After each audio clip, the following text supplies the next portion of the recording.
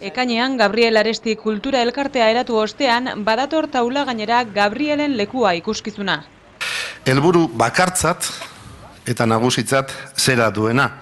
Gabriel Aresti Segurola Bilbotar idazlearen ondare literarioa eta giza balioak zentzu orokor eta zabal batean ezagutzera ematea. Alain Urrutia, Andoni Egaña, Oier Gilan eta Rafa Ruedak garatu duten lana da. Beste lagun askoren parte hartzea izango duena. Honela, askotariko arte disiplinak batuko dira.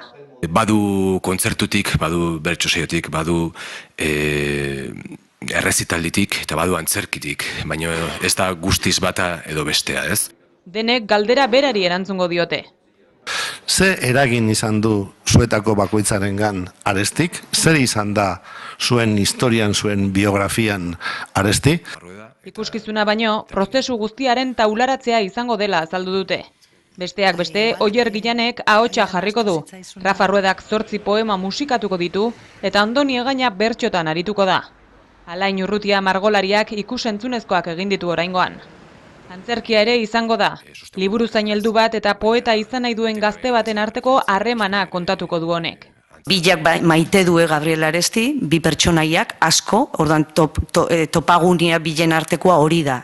Aurre estreinaldia Intxaurrondon izango da larunbat honetan, arratsaldeko 8etan. Ostean, solasaldia izango da, ikusleen ekarpenak jasotzeko.